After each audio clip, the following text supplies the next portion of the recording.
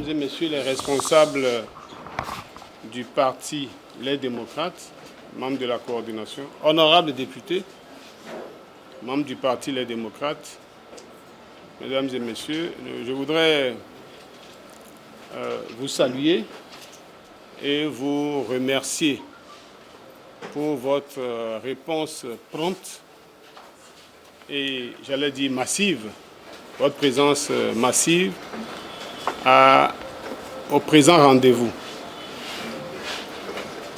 Nous avions promis, lorsque nous étions en campagne, que nous nous battrions de toutes nos forces pour que nos camarades qui sont en détention, pour que nos camarades, les citoyens béninois qui sont en exil, du fait de leurs opinions, que toutes ces personnes recouvrent leur liberté et soient autorisées à rentrer dans leur pays pour participer à la construction nationale. Entre autres moyens, nous avions l'opportunité, la possibilité de proposer une loi d'amnistie. Ce que nous avons fait. Et nous avons choisi ce jour pour vous en parler.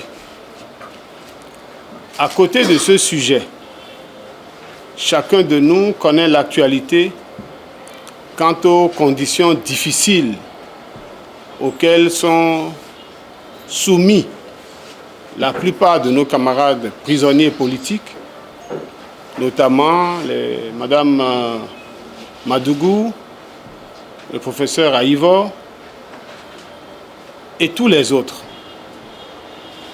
Nous avons voulu en parler pour que l'opinion sache ce qui se passe, afin que les Béninois se mobilisent pour demander que ce genre de situation change.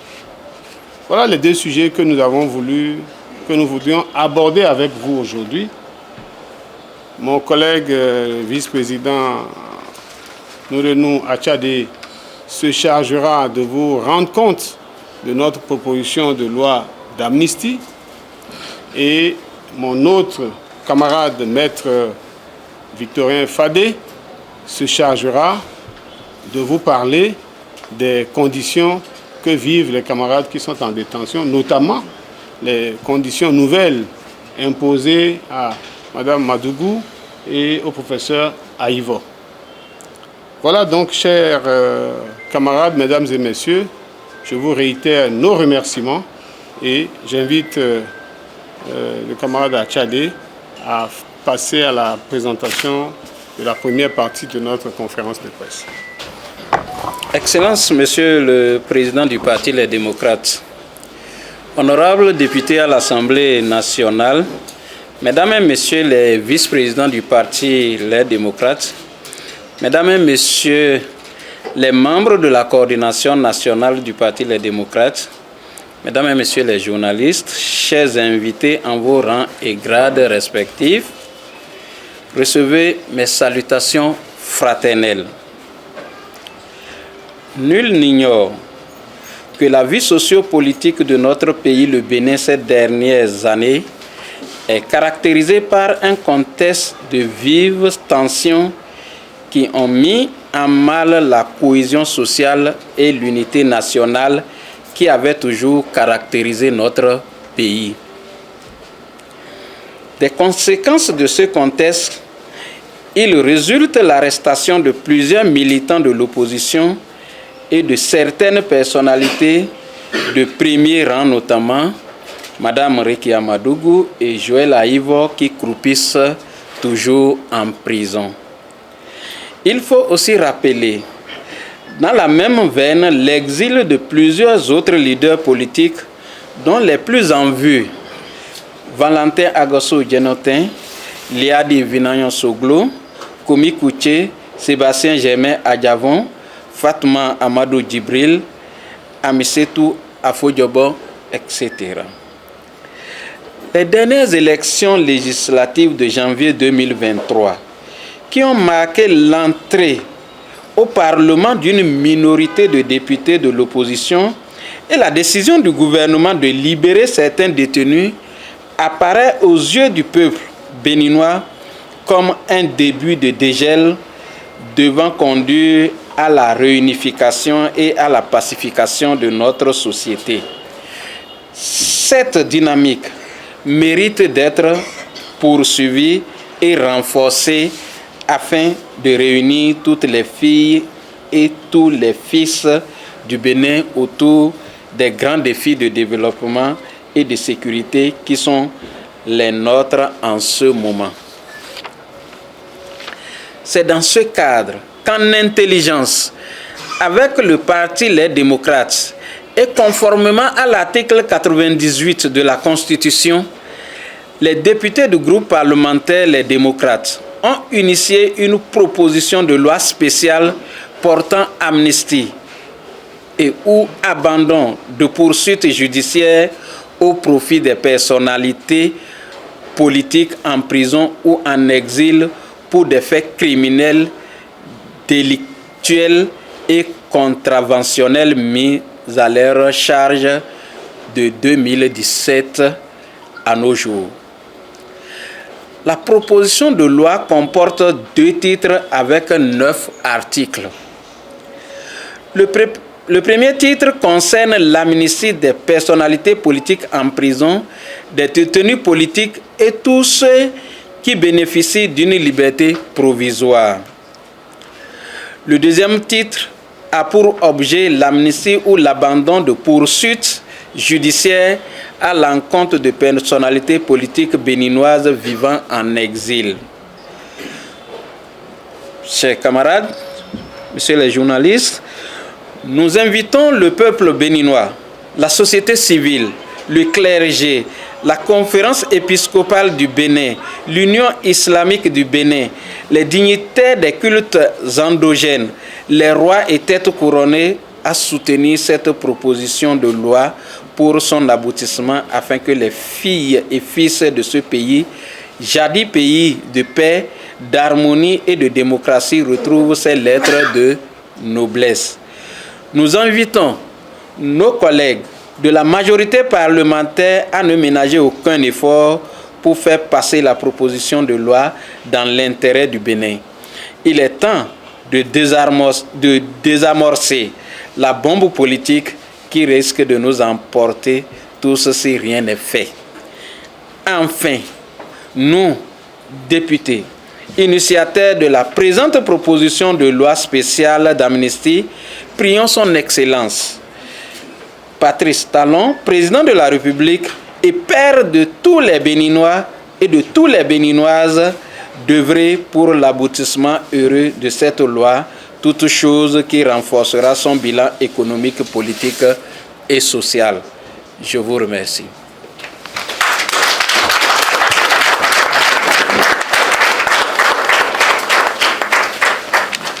Conférence de presse au sujet des conditions exécrables de détention de Mme Rekiatou Madougou.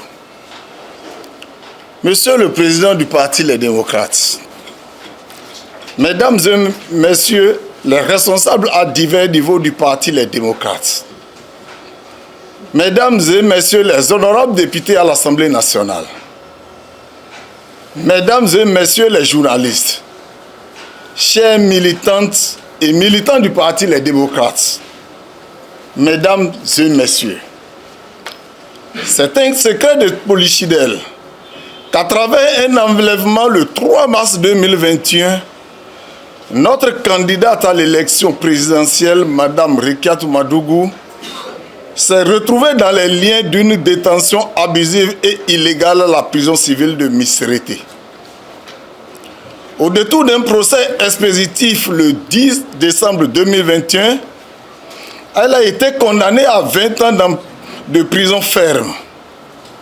Mais loin d'être atteinte moralement, l'héroïne Rekiatou Madougou assume avec courage le sort de son destin derrière les barreaux de la prison civile de Missérété. Seulement voilà. Depuis quelques mois, Mme Rekiatou Madougou subit de la part des autorités pénitentiaires diverses formes de torture qui ont abouti à un isolement suspect. Il ne fait plus l'ombre d'aucun doute qu'un plan machiavélique est ourdi pour non seulement la priver de ses droits inaliénables, mais à une exécution de ce qu'elle-même a dénommé projet d'élimination à petit feu. Il en est de même du professeur Joël Aïvo, dont les conditions de détention sont chaque jour corsées. Il est obligé, depuis 2 ans, de recevoir son épouse et ses enfants debout et à distance en violation de ses droits humains. L'administration pénitentiaire a pris l'option de l'humilier et de saper son moral en refusant à ses amis, aux députés élus du parti Les Démocrates, de lui rendre visite.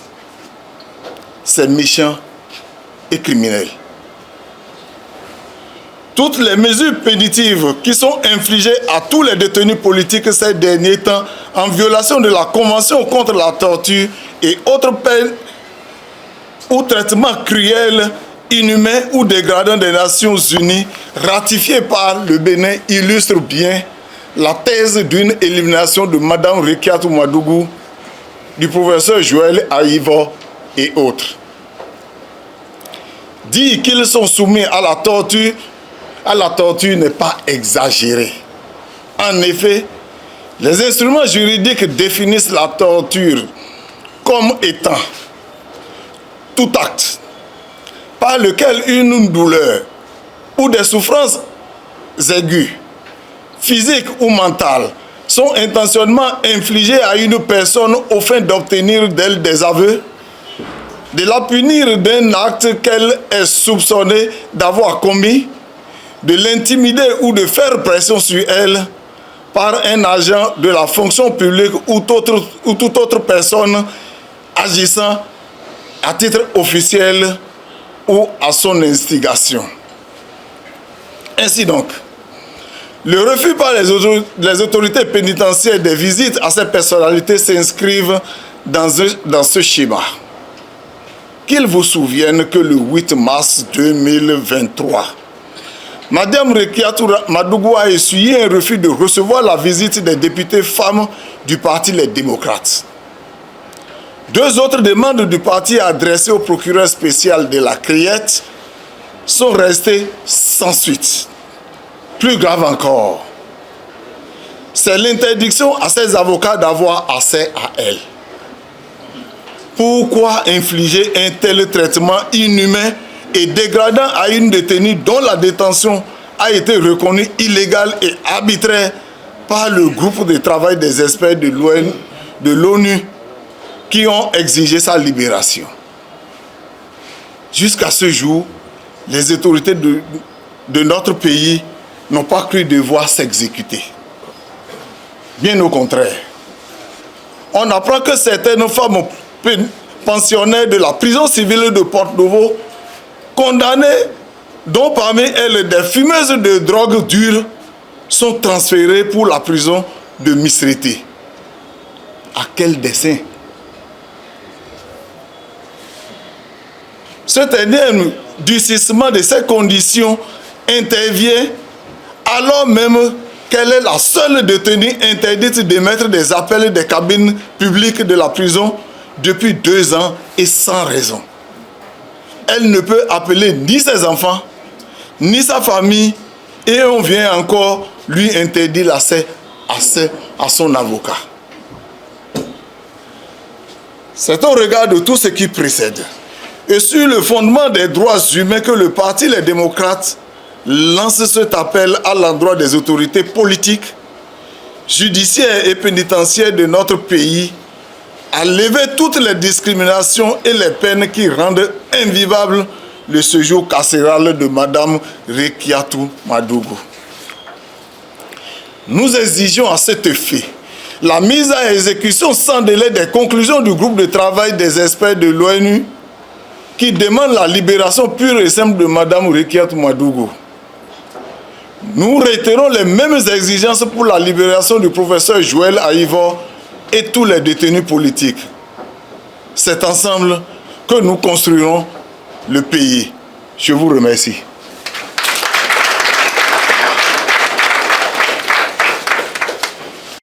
Vous voulez savoir quelles sont nos garanties pour voir prospérer la proposition de loi portant amnistie. Je dois vous dire que ce qui est important pour nous, c'est que les camarades soient libérés. Et j'ai dit tantôt que l'un des instruments que nous pouvons utiliser pour obtenir cela, c'est la proposition de loi portant loi d'amnistie. C'est vrai que nous avions eu, entre 2019 et 2023, un Parlement nommé dans les conditions que vous savez. C'est aussi vrai que les élections de 2023 ont connu quelques chimies qui n'ont pas pu donner le visage exact que le peuple a voulu donner au Parlement. Mais nous voulons espérer que les hommes et les femmes qui sont dans ce Parlement sont des gens qui peuvent avoir une certaine sensibilité. Si vous avez écouté la déclaration liminaire, nous avons lancé un appel, pas seulement aux députés, à l'ensemble de la population au sein de laquelle vivent les députés. Nous avons interpellé les acteurs sociaux, les acteurs religieux, la population en général, les têtes couronnées, tous ceux qui, d'une manière ou d'une autre, peuvent influencer les hommes et les femmes qui animent la vie politique dans ce pays.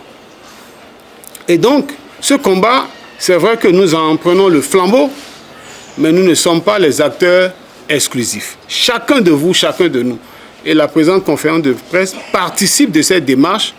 Nous avons le devoir de travailler à ce que les hommes et les femmes qui animent le Parlement soient sensibilisés au point de comprendre que les questions de paix, les questions d'harmonie au sein de notre société, les questions de développement, que ça passe nécessairement par une certaine réconciliation entre les hommes et les femmes qui animent, qui vivent dans le pays. Et donc, par conséquent, nous avons espoir que nos collègues qui sont au Parlement avec nous vont entendre raison, qu'ils vont être sensibilisés à la cause de la souffrance des nombreuses familles qui sont privées de leurs membres. Qui enfants, qui épouses, qui époux, qui parents d'une manière ou d'une autre, dont les membres sont en prison. Chacune de ces personnes, chacun de ces hommes et chacune de ces femmes ont besoin que leurs frères, leur maman, leur épouse, leur époux, etc. reviennent à la maison. Et le Bénin est un pays de concorde en principe. Nous savons nous pardonner, nous savons nous écouter, nous savons discuter, nous savons dialoguer. C'est à cela que nous invitons les uns et les autres. Et cette proposition de loi est un instrument déclencheur de cette discussion pour que cette cohésion sociale prenne corps. Voilà nos garanties. Nous avons la garantie que nous appartenons à un pays de concorde, à un pays de cohésion, et que nos camarades ne resteront pas sourds aux cris de détresse de ceux qui souhaitent, de toute la population qui souhaite que nos prisons soient vidées des détenus politiques, que nos camarades et nos frères, nos parents qui sont en exil reviennent pour contribuer à la construction de notre pays. C'est notre pays à tous et chacun apportera son petit bol de sable, sa petite truelle de ciment, son petit seau d'eau pour que le pays soit bâti pour le bien de la communauté que nous constituons. Nous restons persuadés que nos collègues ne resteront pas sourds à l'appel de la population béninoise que nous représentons. C'est cette confiance que nous avons, c'est cette foi que nous avons qui nous anime et qui nous amène à faire cette proposition de loi, nous restons aussi en prière.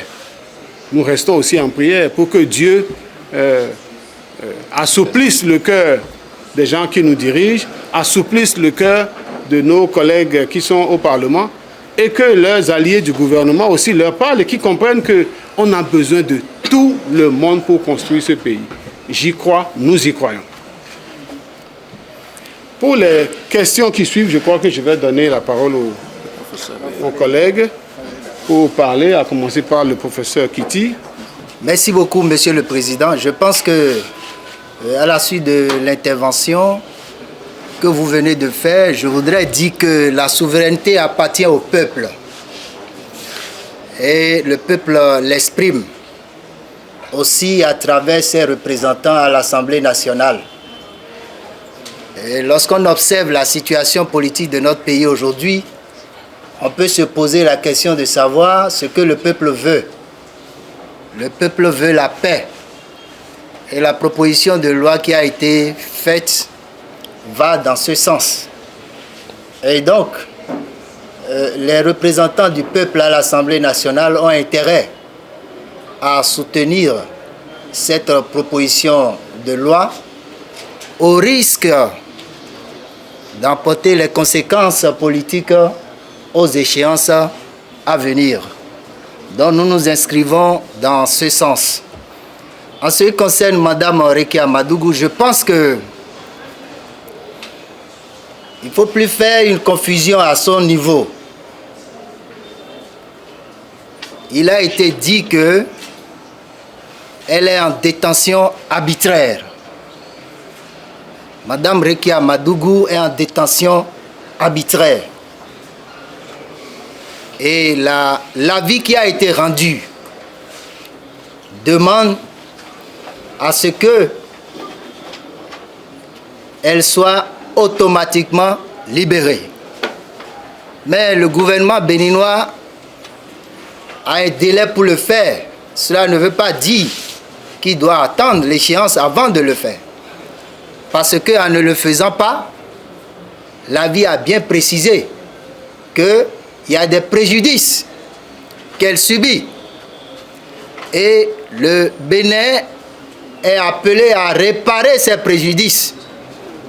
Et la réparation des préjudices commence à partir du moment où elle a été arbitrairement arrêtée, jusqu'au moment où elle sera libérée. Ce n'est pas parce qu'elle est en prison qu'elle ne peut pas exprimer son opinion. Pas du tout. Même si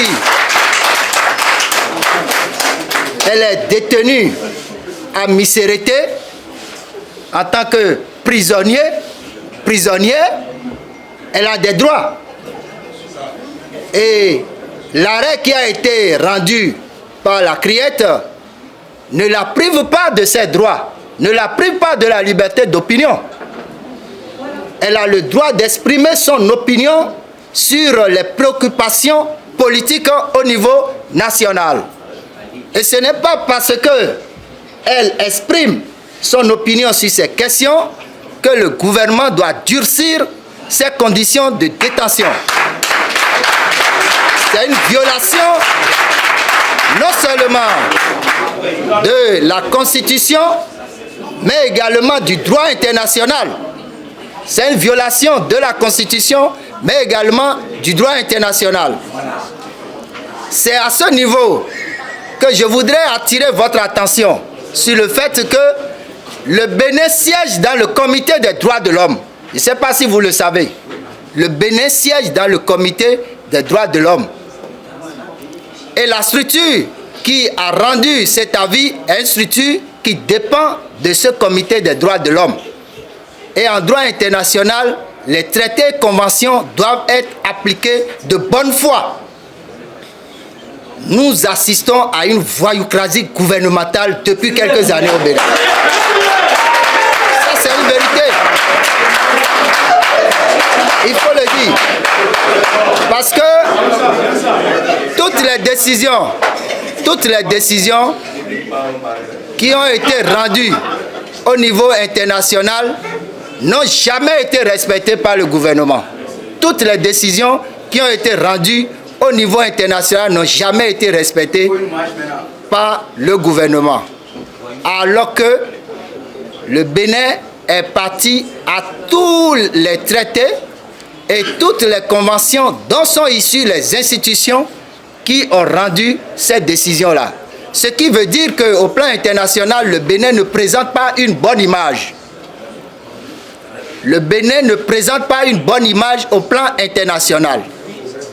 Et au-delà de tout ce que je viens de dire, lorsque vous écoutez ceux qui sont au gouvernement, ils vous disent qu'ils ne sont pas des prisonniers politiques. Il faut leur demander comment on définit un prisonnier politique.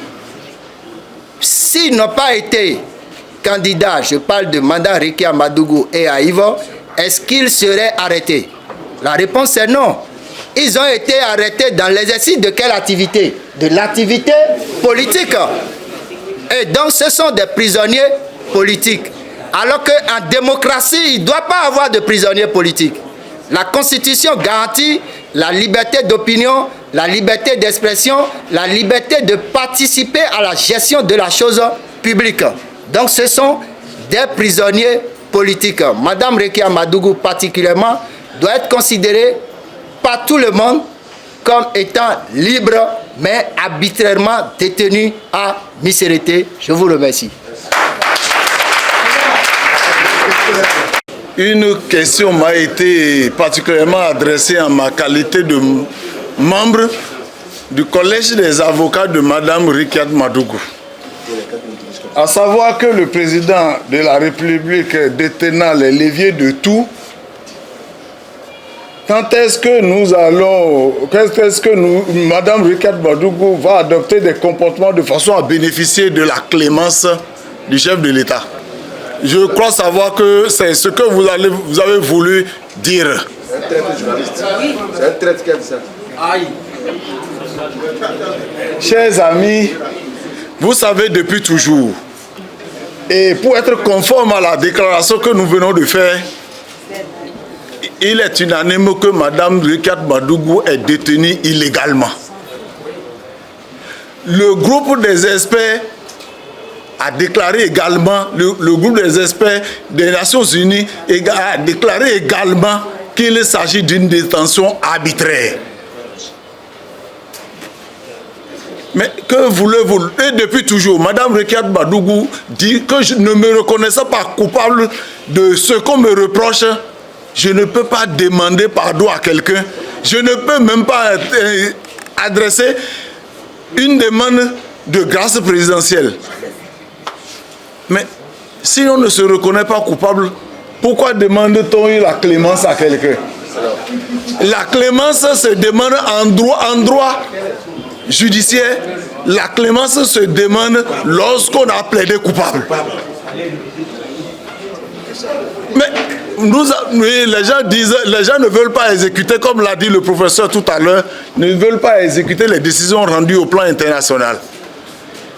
Mais l'État béninois a toujours présenté ses observations, a toujours constitué des avocats devant ces juridictions-là. L'État béninois a fait voyager des ministres pour défendre sa cause devant ces institutions. Mais ces institutions ont déclaré que les détentions, à savoir de Mme Rekia Madougou et même des condamnations prononcées au Bénin contre M. Adjavon et autres là, sont des condamnations arbitraires, que c'est contraire au droit. Mais comment voulez-vous que quelqu'un qui n'a pas plaidé coupable vienne demander clémence? Clémence à qui? Et c'est d'ailleurs la raison pour laquelle nous remercions les députés qui ont introduit cette demande, qui ont introduit une loi d'amnistie. Et lorsque, je crois, moi, si les députés se reconnaissent également représentants du peuple béninois, je crois qu'ils vont voter cette loi d'amnistie. Parce